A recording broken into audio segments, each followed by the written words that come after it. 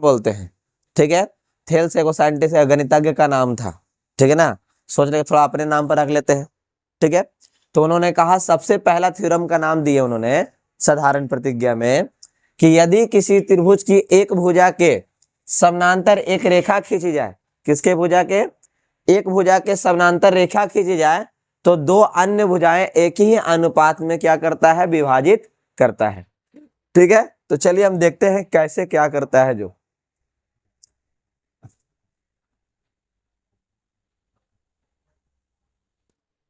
ये कहा कि एक त्रिभुज है, क्या बाबू, एक त्रिभुज है, ठीक है ना, ठीक है। एक क्या है, त्रिभुज है, जिसका नाम ले लेते हैं ए, इसका नाम ले लेते हैं बी, इसका नाम ले लेते हैं सी, ठीक है बाबू। ठीक इसके समानांतर क्या बोला है, एक रेखा खींचने के लिए हमने एक रेखा खींच लिया, जिसका नाम डी और ई हो गया। क्या बोला गया था, समानांतर खींचने के लिए हमने आराम से खींच लिया, ठीक है। अब उसके बाद कहता है खींचा गया है, खींची जाए तो दो अन्य भुजाएं एडी बटा डीबी और ए बटा इसी दोनों एक दूसरे को हो जाता है, बराबर विभाजित हो जाती है, ठीक है। अब चलिए यहां पर देखते हैं, थोड़ा सा हम इसको ऐसा कर सकते हैं, डी से सी को मिला दिए, अब बी से ए को। चलिए थोड़ा सा पहले देख लेते हैं, पहले विशेष प्रतिज्ञा,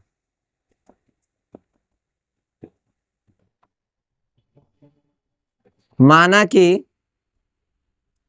कि ए बी सी एक त्रिभुज है, ठीक है। माना कि ए बी सी एक त्रिभुज है और बीसी भुजा के समांतर एक रेखा डीई खींची गई है। देख लिया बाबू, क्या बोले हम यहां पर ही, माना कि ए बी सी एक त्रिभुज है, बीसी भुजा के समानांतर एक कौन सा रेखा खींचा गया है, डीई रेखा खींचा गया है, ठीक है। जो ए बी रेखा के डी बिंदु और एसी रेखा के ई बिंदु पर मिलती है। देख लिया क्या क्या बोला गया इसमें जो, ठीक है। ए बी रेखा के डी हो गया और एसी रेखा के कौन सा, ई पर, ठीक है। अब चलते हैं यहां पर सिद्ध करने के लिए, सिद्ध करना है, क्या करना है, सिद्ध करना है, ठीक है ना। उसको नहीं सुना देता है, जाकर, ठीक है, सिद्ध करना है। अब यहां देखिए सिद्ध करने में यहां ए डी बटा डी बी और ए बटा ए सी, क्या लिखे बाबू, ए डी बटा डी बी और ए बटा ए सी। रचना में आते हैं, ठीक है, यहां तक क्लियर है, किसी कोई दिक्कत, यहां तक में क्या लिखे, पहले क्या बोला, एक त्रिभुज है, बीसी भुजा के समानांतर क्या खींचा गया है, डी रेखा खींचा गया। तो हमने लिखा विशेष प्रतिज्ञा में, माना कि ए बी सी एक त्रिभुज है और बीसी भुजा के समानांतर एक रेखा डी खींची गई है, जो ए बी रेखा के डी बिंदु और एसी रेखा के ए बिंदु पर क्या करती है, मिलती है। अब रचना में डी से सी को और बी से ई को मिलाया तथा डी से डीएम, डीएम लंब एसी, किस पर लंब कर दिया बाबू, डीएम लंब क्या है, एसी, और ई से एन, एन लंब कितना हो जाएगा बाबू, ए बी, ठीक है। रचना में क्या किए हैं, डी से किसको मिलाया है, सी को, बी से किसको मिलाया है, ई को, और डीएम लंब क्या है, एसी है, और EN लंब क्या है बाबू, AB पर है, ठीक है ना। अब चलते हैं आगे, प्रमाण का बात करते हैं, ठीक है। सबसे पहले क्या कहा था, एक त्रिभुज है, ठीक है। क्या बोला, यदि किसी त्रिभुज की एक भुजा के समानांतर एक क्या खींचा गया है, रेखा खींचा गया है, तो दो अन्य भुजाएं एक ही अनुपात में क्या करता है, विभाजित होती है। बस उसी को, इतना हम उसके बारे में लिखे हैं। अब आते हैं आगे, ADC सॉरी ADE एक त्रिभुज है, ADE एक त्रिभुज है ना। और उसके बाद कौन है, DBE, या फिर बोल सकते हैं BDC, या फिर D लिख सकते ना है। चलिए देखिएगा, त्रिभुज ADE और त्रिभुज DBE में क्या है बाबू, ADE और DBC, या फिर क्या लिखा है बाबू, DBE में। कैसे करना है जरा देखिएगा यहां पर, त्रिभुज ADE का क्षेत्रफल बटा त्रिभुज DBE का क्षेत्रफल, ठीक है बाबू। अब आपको त्रिभुज का क्षेत्रफल का फॉर्मूला पता है, 1/2 आधार गुने ऊंचाई। आधार कौन हो गया बाबू आपका, AD, ऊंचाई कौन हो जाएगा, EN, तो 1/2 AD गुने EN बटा में 1/2 आधार कौन हो जाएगा, DB, आधार कौन हो जाएगा बाबू, DB, और ऊंचाई इसमें कौन हो जाएगा, यही EN हो जाएगा। कौन हो जाएगा, इसके त्रिभुज के लिए आपका जो है, ये बाहर में जो समकोण आपका बना हुआ है आपका कुछ इस प्रकार से, जरा देखिएगा, फिगर जो है ना कुछ इस प्रकार से है, ठीक है। इसका लंब देने के लिए हम लोग ऐसे खींचे हैं, ठीक है ना। और यहाँ पर लंब दिए गए तो आधार कौन हो गया बाबू आपका, इसका आधार हो गया ये वाला, और ये आपका कुछ हो गया, हाइट हो गया, शीर्ष लंब जिसको बोलते हैं। तो ये आपका कितना हो जाएगा, शीर्ष लंब, तो EN कौन कटेगा इसमें से बताइए, 1/2 से 1/2 कट गया, EN CN कटेगा, बचेगा अब कौन, AD बटा कितना, DB। क्या हो जाएगा बाबू, AD बटा DB। तो इसको लिख देंगे, त्रिभुज ADE का क्षेत्रफल बटा त्रिभुज DBE का क्षेत्रफल, ठीक है बाबू। कितना निकल कर आ गया। अब उसके बाद आगे मतलब पुनः, पुनः का मतलब क्या होता है पता है आप लोग को, फिर से वहीं से स्टार्ट करें, कहां से, ADE में, त्रिभुज ADE और ट्रायंगल DEC में, ट्रायंगल DEC में। तो लिखेंगे त्रिभुज ADE का क्षेत्रफल बटा त्रिभुज DEC का क्षेत्रफल। तो बाबू एक बार इधर का हो गया था, ठीक है। अब इधर का चलेंगे, तो आपका अगर लंब ही हो जाएगा तो आधार कौन हो जाएगा, A, ट्रायंगल ADE में अगर लंब अगर DM हो जाएगा तो आधार कौन हो जाएगा आपका, AE। तो 1/2 आधार कौन हो गया, AE, और ऊंचाई कौन हो जाएगा बाबू आपका, DM, बटा में 1/2 आधार कौन हो जाएगा, EC अगर हो जाएगा तो ये आपका जो DM है क्या हो जाएगा बाबू आपका, ऊंचाई। 1/2 से 1/2 कट गया, DM से DM कट गया, तो बचा कौन आपका, AE बटा कितना है बाबू, EC। AE बटा क्या बच गया बाबू आपका, यहाँ पर ही EC हो गया। चलिए लिख देते हैं त्रिभुज ADE का क्षेत्रफल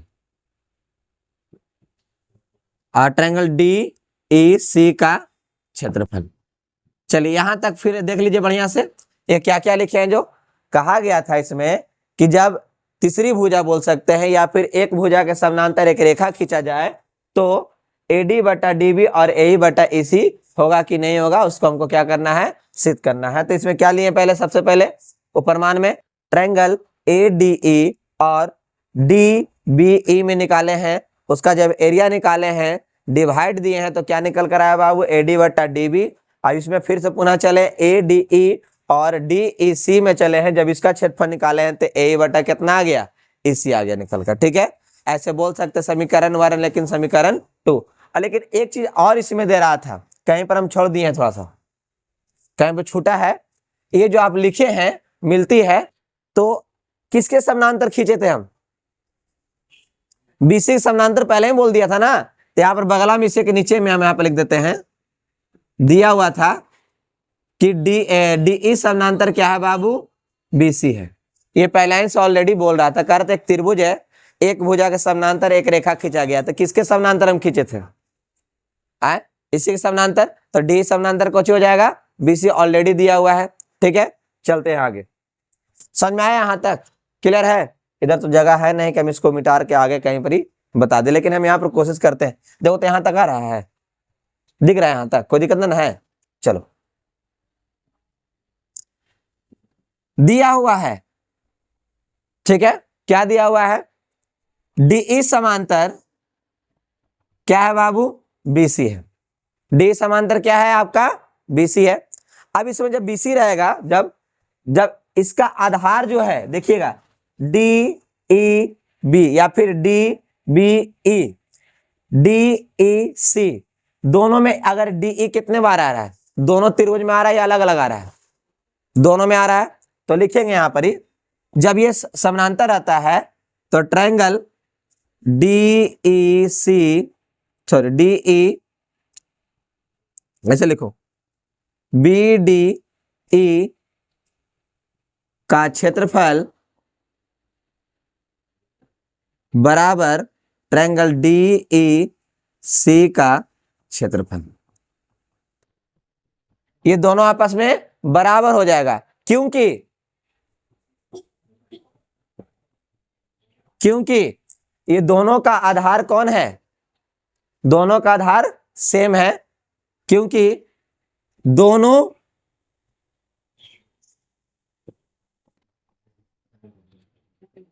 त्रिभुजों का आधार कौन है बाबू, DE है। दोनों त्रिभुजा का आधार कौन है, DE है। ठीक है, ये दोनों आपस में क्या हो जाएगा, बराबर हो जाएगा। अब थोड़ा सा इसमें गौर कीजिए, हमको मिटाना ही पड़ेगा, ऐसा स्पेस नहीं है कि यहाँ पर हम कहीं पर लिख दे। ठीक है ना, थोड़ा सा ध्यान दीजिएगा, बस खाली ज्यादा चेंजिंग नहीं कुछ करना रहता है। सेकंड नंबर थ्योरम पढ़ेंगे तो ये चीज हटा रहेगा, खाली बाकी सेम प्रोसेस हम करके लाएंगे। यहाँ पर इसको बदलेंगे बस खाली, ठीक है ना। आगे देखना है, लाइन मिटाना ही पड़ेगा हमको। अच्छा, इसको मिटा दे, एक साइड को खाली, यहाँ तक किधर दिखता है, तो हम नहीं दिखेंगे, फिर हम नहीं दिखेंगे। यहाँ तक दिखा ना, दिक्कत हो जाएगा फिर लिखने में, तो थोड़ा सा मिटा ही देते हैं। यहाँ तक कंप्लीट है ना, कोई दिक्कत ना है किसी को। चलिए फिर से लिखना पड़ेगा सेकंड नंबर थ्योरम में हमको।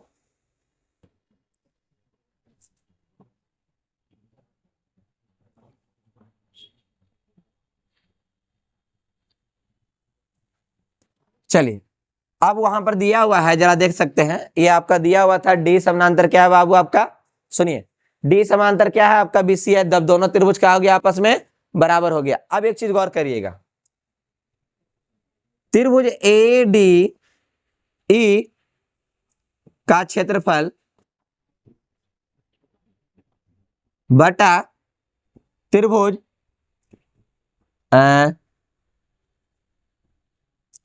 DBDE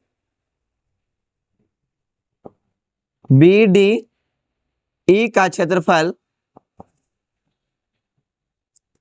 बराबर त्रिभुज ADE का क्षेत्रफल बटा में ट्रायंगल DEC का क्षेत्रफल। अच्छा, इसको हम कैसे लिख पाए, थोड़ा सा देखिएगा।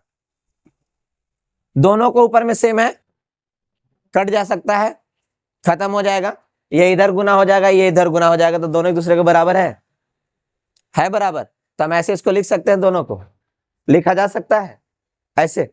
तो इसका फॉर्मूला क्या दिया, क्या निकाला था, देखो तो क्या निकाला था हम यहाँ पर ही निकाले थे, AD बटा कितना DB और AE बटा कितना निकाले थे बाबू, AC निकाले थे। ए निकाले थे ना, देख लो यहीं पर था, इसका जो निकाले थे ये वाला है, और इसका जो निकाले थे कितने हैं, यही है। अब प्रमाणित क्या करना था हमको, तो यही प्रमाणित करना था। ठीक है, फिर से एक बार बोल देते हैं हम, जरा सुनिएगा ध्यान पूर्वक। कहा था एक त्रिभुज है, देखो यही वाला चीज है, सेम है, खाली थोड़ा सा नमवा खाली आगे पीछे बदल है, और कुछ नहीं है। कहा कि एक त्रिभुज है, एक भुजा के समानांतर एक रेखा खींचा गया है, तो कहता है अन्य दो भुजाओं के एक ही अनुपात में क्या करता है, विभाजित करता है। सबसे पहले हमने विशेष प्रतिज्ञा में लिखा, माना कि ए बी सी एक त्रिभुज है, ठीक है, बीसी भुजा के समानांतर एक रेखा डी खींचा गया है, ठीक है, और डी जो रेखा है AB पर, AB रेखा पर क्या है, डी बिंदु है, और ई जो है, ई बिंदु जो है AC रेखा पर क्या है, एक पॉइंट है। ठीक है, सिद्ध करना था हमको क्या चीज, AD बटा DB बराबर AE बटा EC, और कुछ दिया हुआ लिख दिए थे कि डी समानांतर क्या है बाबू आपका, BC है। ठीक है, अब उसके बाद रचना में किए थे, डी से किसको मिलाया हमने, सी को, बी से किसको मिलाया, ई को, तथा डीएम लंब क्या है बाबू, ए है, ईएन लंब क्या है बाबू, एडी है, यही दिए थे। अब उसके बाद चले थे प्रमाणित करने के लिए, तो ट्रायंगल ए डी ई और ट्रायंगल डी बी ई लेकर चले थे। ठीक है, तो क्या लिखे थे, 1/2 आधार हो गया आपका एडी, ईएन हो गया आपका, कुछ हो गया ऊंचाई। अब इसके लिए आधार हो गया डीबी, ऊंचाई कौन हो गया बाबू, ईएन, ईएन सी एन कट गया था, तो एडी बटा कोची बचा था, डीबी, जो कि यहां पर हम लिख चुके हैं। ठीक है, फिर उसके आगे चले थे पुनः लेकर, तो ट्रायंगल ए डी ई और डी ई सी में चले थे, तो क्या था, आधार कौन था बाबू, ईएन, लंब कौन हो जाएगा, डीएम। फिर उसके बाद आधार कौन था, ईसी, तो लंब कौन हो जाएगा बाबू आपका यहाँ पर ही, डीएम। तो इसके लिए कौन कटेगा, 1/2 कट गया, ये कट गया, तो क्या बच गया था बाबू, ए बटा EC बच गया था। इस समीकरण एक तरह बोल सकते हैं फर्स्ट इधर और ये सेकंड, लेकिन पहले ही दे चुका था कि DE समांतर क्या है बाबू आपका यहाँ पर ही, BC है। क्या है, DE समांतर क्या है, BC है। तो अब जब ये दोनों समांतर रहता है, तो दो त्रिभुज आपस में क्या हो जाएगा, बराबर हो जाएगा, ये दोनों त्रिभुज आपस में क्या हो जाएगा, बराबर, क्योंकि दोनों का जो आपका जो आधार है सेम है। आधार कौन सा है बाबू इसका, DE जो है, दोनों का आधार समान है। तो जब आधार समान था, तो अब ये दोनों आपस में बराबर हो गए, तो क्या हम इसको ऐसे रूप में लिख दिया, अगर कटेगा ये दोनों, तो इधर गुना हो जाएगा, इधर गुना हो जाएगा, एक दूसरे के बराबर ही आ जाएगा। जो कि अब इसका निकाल चुके थे कितना, AD बटा DB, और इसका निकाल चुके थे AE बटा EC निकाल चुके थे।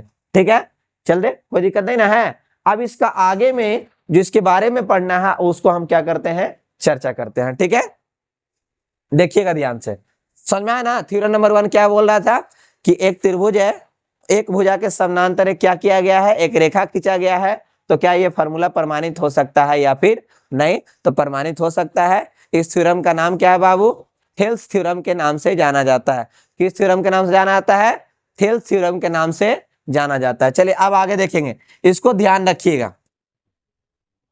चलो आगे जरा ध्यान देना, क्या लिखने वाले हैं जो,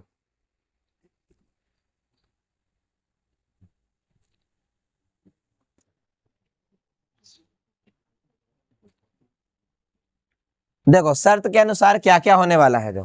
ठीक है, अब इसको रहने दिए हैं, अभी इसको हम क्या किए हैं, रहने दिए हैं। अब देखो इसमें क्या करने वाले हैं जो, ये कहता है कि एक त्रिभुज है, उसके एक भुजा के समानांतर एक रेखा खींचा गया है।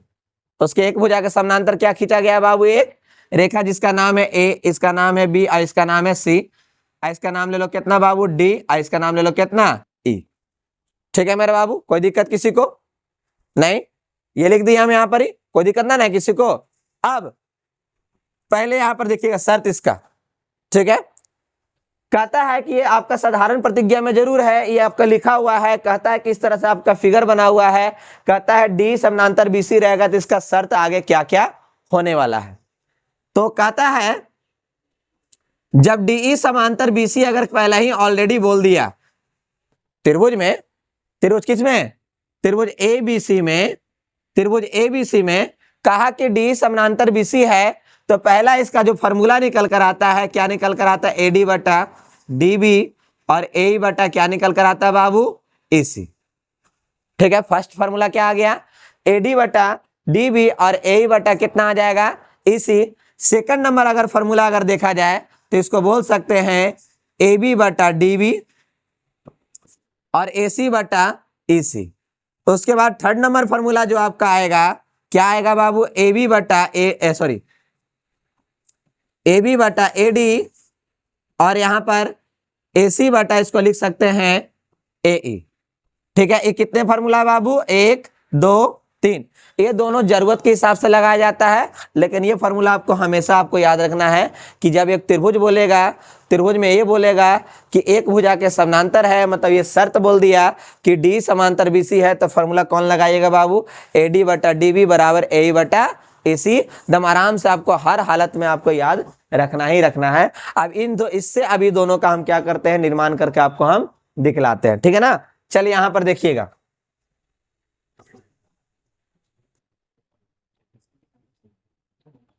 चलिए इधर का साइड खत्म कर देते हैं। चलिए देखिएगा इधर, ट्रायंगल ए बी सी में कभी कदार ये भी कहेगा सिद्ध करने के लिए, एक ट्रायंगल है, क्या बोल दिया बाबू, एक ट्रायंगल है और डी समांतर बी सी है, तो सिद्ध कर कर बताइए कि ए बी बटा ए डी, ए सी बटा ए, या फिर ए डी बटा डी बी और ए सी बटा ई सी होगा कि नहीं होगा। ये सिद्ध करने के लिए दो को आ जाएगा आपका, एक तो थ्योरम आपका कर दिए हम, और उसके बाद दो को आपका क्वेश्चन के रूप में हम यहाँ पर सिद्ध कर दिखा रहे हैं। कह देगा पहले ही से कि डी समानांतर कोची है, बीसी, एक त्रिभुज में डी समानांतर बीसी है, तो सिद्ध कर कर बताइए कि ए बी बटा ए डी होगा कि नहीं, ए सी बटा ए होगा कि नहीं, एक दूसरे के बराबर होगा कि नहीं, ये चेक करना है। तो चलिए ट्रायंगल में पहले कोची बोल दिया, कहा कि डी समांतर कोची है, बीसी है। अब जैसे डी समांतर बीसी बोल दिया तो सबसे पहले मेरा दिमाग कहां जाना चाहिए, किसके पास जाना चाहिए, इसके पास। क्या लिखेंगे, ए डी बटा डी बी और ए बटा बाबू ए सी। ठीक है, अब देखना है यहां पर ही दोनों तरफ +1 करने पर, देख ले बाबू, दोनों तरफ +1 क्या चीज करने पर ही, जोड़ने पर ही। तो लिखेंगे ए डी बटा डी बी +1 ए बटा ई सी +1, चलेगा, चलेगा। अब एलसीएम दो, इसको कितना हो जाएगा, A D plus D B बटा कितना हो गया बाबू, डी बी, और ए प्लस ई सी बटा कितना हो जाएगा बाबू, ई सी। अब बताओ A D plus D B को क्या लिख सकते हैं, अरे A D plus D B को क्या लिख सकते हैं, अरे ए भी ना लिखेंगे, अरे आधा हिस्सा ये आधा हिस्सा जोड़कर कितना हिस्सा, पूरा हिस्सा, तो कितना हो जाएगा यहाँ पर ही बताओ, तो ए बी बटा कितना हो जाएगा, डी बी, और यहाँ हो जाएगा ए सी बटा कितना हो जाएगा, ए सी। मिला के देखो कौन वाला में है, कौन वाला है, ई वाला है कि वाला, कौन वाला है, दूसरा का पहले का है, आ गया एगो, ये आपका हो गया, आपका क्वेश्चन भी हो गया, कोई दिक्कत, समझ में आ गया। चाहे आप ये फॉर्मूला लगाइए तो आपको हर हालत में लगाना है, जैसी बोल दिया ही तुरंत मान लेना ही, बोलता ही वाला तो तुरंत आ जाना ही वाला बरी, अगर ये आ जाता है तो समझ आना कि वाला आयल है। ठीक है ना, ये किसके बिना अधूरा है, इसके बिना। अगर ये बोल दिया नहीं तो भी नहीं, अगर ये बोलता हम हैं तो भी कहेगा हम है। ठीक है ना, अगर ये आ गया पहले तो कहेगा तो है ये। ठीक है ना, बात समझ में आ रहा है ना आप लोग को। कह दिया कि डी समांतर बीसी किस में, जब ये त्रिभुज एबीसी में रहेगा तब, ही नहीं कि चल जाना कहीं और बोलना कि सर देख रहा था वाला हमको तब वाला लिख देंगे। ठीक है, ऐसा नहीं करना है, बस देखना है कि त्रिभुज एबीसी में डी समांतर बीसी अगर बोलता है तो ये सर तुरंत लागू करना। डीई के जगह चेंज भी हो सकता है, पीक्यू नाम धरा सकता है, यहाँ पर कुछ और नाम धरा सकता है, इस चीज को देखिएगा। ये नहीं कि बोल कि ना सर यही वाला लगावे लगे हम यही लगाएंगे। ठीक है ना, पीक्यू भी हो सकता है, इसका नाम चेंज भी हो सकता है, तो उसके हिसाब से आप यहाँ पर नाम रखिएगा। ठीक है, अब चलते हैं कौन सा सिद्ध करने के लिए, ये वाला आगे।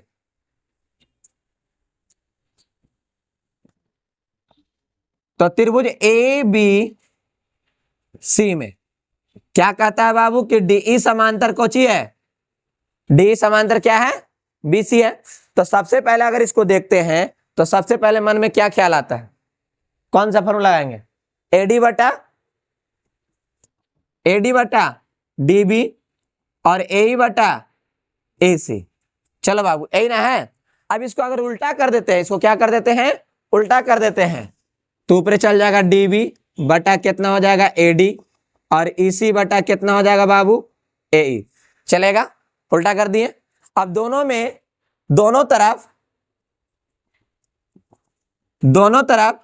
+1 करने पर, क्या करने पर बाबू? दोनों तरफ +1 करने पर, तो लिखेंगे, क्या लिखेंगे यहां पर? DB बटा AD +1 और EC बटा AE +1, एलसीएम दो बाबू। तो DB + AD बटा कितना हो जाएगा AD और EC + AE बटा कितना हो गया AE। अब तुम्हें लोग बताओ, DB और AD को जोड़ते हैं, DB और AD को जोड़ते हैं तो क्या हो जाएगा? क्या होगा? अरे AB आएगा, ये क्या आएगा? AB आएगा, और नीचे कितना हो गया AD। इसके लिए क्या हो जाएगा? AC बटा कितना हो जाएगा AE। चलो मिला के देख लो बाबू, यहां पर एक नजर है आपका, ये वाला है, दोनों आपका प्रमाणित हो गया। ये क्वेश्चन है आपका, जब लेसन चालू करेंगे ना तो दोनों अपना चेहरा उठाकर पहुंच जाएगा वहां पर, कहेगा हमू हैं भाई, जरा हमको भी ध्यान दे दो। तो इस चीज को याद रखिएगा। क्या बोले हम आपको? जब ये रहेगा तो ये रहेगा, जब ये रहेगा तो दोनों रहेगा। बात समझ में आ रहा है? क्या बोले? एक त्रिभुज है, एक भुजा के समानांतर एक रेखा खींचा गया। देखो एक भुजा के समानांतर रेखा के जिसका नाम कौन है? D समांतर BC। जब ये मौजूद है तो कौन मौजूद है आपका? ये वाला मौजूद है। जब ये मौजूद है तो ये दोनों भी आपका मौजूद है। आवश्यकता अनुसार ये दोनों फार्मूला का हम लोग क्या करते हैं बाबू? यूज करते हैं। ऐसे हम लोग हमेशा फार्मूला कौन सा यूज करते हैं बाबू? एकदम सिंपल वाला, AD बटा आपका DB बराबर AE बटा आपका EC लेकर हम लोग चलते हैं। ठीक है, यहां तक किसी को प्रॉब्लम? थोड़ा सा थ्योरम नंबर 1 में थोड़ा दिक्कत हुआ होगा तो उसको वीडियो को दोबारा देख लीजिएगा, आराम से वो भी समझ में आ जाएगा। खाली लिखने का जो तरीका है वो आराम से लिखिएगा, ताकि आपका नंबर पूरे 5 नंबर का ये पूछता है, ये नहीं पूछेगा इसके आगे। ये जो अभी आपको दिखाया ना, जो प्रमाणित तक लिखे तो वहीं तक पूछेगा, ये अलग से आपको करके दिखाए हैं, फॉर्मूला कोशिश कराए हैं, ताकि आपको अगर क्वेश्चन इस पर पूछ दे तो आप ये फॉर्मूला लगा दे, इस पर पूछ दे तो आप ये फॉर्मूला लगा दे। ठीक है, कोई दिक्कत यहाँ पर किसी को? आपका थ्योरम नंबर 1 कंप्लीट, जिसको हम लोग क्या बोलते थे? कौन सा थ्योरम था? थेल्स थ्योरम के नाम से जाना जाता था। थेल्स क्या थे? एक गणितज्ञ थे। ठीक है ना, वो अपने नाम से ही बना दिए। त्रिभुज का आपका आज पीडीओ का पार्ट नंबर कितना था बाबू? आपका 2 था। अब कल मिलेंगे पार्ट नंबर 2 में, मतलब पार्ट नंबर 3 में। थेल्स थ्योरम के बाद आपका कुछ इसका विलोम आता है, जिसको बोलते हैं विलोम का मतलब कुछ हो गया ना। देखो समझो मेरे बात को, ये है तो ये मौजूद था, और इसका उल्टा कहेगा कि भाई ये ऊपरे रहेगा और ये नीचे रहेगा। मतलब हम तेरे से हम आए थे, तो अब ऐसा काम करो तू मेरे से आओ अब। ठीक है ना, ये दिया हुआ रहेगा और इसको लाना रहेगा, उसी को बोलते हैं थ्योरम नंबर कितना? 2। थेल्स थ्योरम का क्या चीज हो जाता है? विलोम हो जाता है। बात समझ में आ गया ना आप लोग को? उसके बाद आएगा चतुर्भुज के बारे में, समलंब चतुर्भुज के बारे में, समबाहु चतुर्भुज के बारे में। तो आपको हम डायरेक्ट कुछ इस तरह से लिख देंगे और उसके बाद हम लेसन को क्या करेंगे? स्टार्ट करेंगे। पार्ट 3 और पार्ट 4 आपका चलेगा, थ्योरी वाला ही चलेगा, और पार्ट 5 से आपका लेसन स्टार्ट करेंगे, जो कि पार्ट 9 या 10 तक जाकर ये लेसन खत्म हो जाएगा, मतलब कि त्रिभुज खत्म होगा। ठीक है ना, आपका प्रमेय नंबर 1 सिद्ध होगा, प्रमेय नंबर 2 सिद्ध होगा, फिर उसका दूसरा का ज्योमेट्री का स्टार्ट होगा, वहां से स्टार्ट होगा 1 2 3 करके ऐसे स्टार्ट आपका होगा। ठीक है, और कोई दिक्कत कहीं पर ही? अगर कहीं भी दिक्कत रहे तो आराम से आप पूछ सकते हैं, कमेंट बॉक्स में कमेंट करके पूछ सकते हैं। जो नए बच्चे हैं जुड़े हुए हैं ऑनलाइन के माध्यम से, चैनल को सब्सक्राइब कर लीजिएगा, ताकि अगला पार्ट जो आए आपको आराम से वो मिल सके। इसका पार्ट अगला हम सिद्ध कराने वाले हैं, प्रमेय नंबर 1 का सेकंड पार्ट, जो कि विलोम बोलते हैं इसका, तो उससे आप छूट ना जाए, इसलिए लगातार वीडियो में बने रहिएगा। कहीं पर भी अगर आपको दिक्कत लगे तो कमेंट कर आप जरूर पूछे हमसे, यहाँ पर ये प्रॉब्लम है। और इस चीज को आप जरूर याद रखिएगा, जब आप त्रिभुज का पहला चैप्टर पढ़ रहे हो, अगर ये आपको याद नहीं है तो पहला चैप्टर पढ़ने में आपको दिक्कत होना ही होना है। इसलिए आप इसको याद रखिएगा पूरी तरह से, ताकि पढ़ने में आपको दिक्कत नहीं हो। आप सभी को वीडियो देखने के लिए बहुत बहुत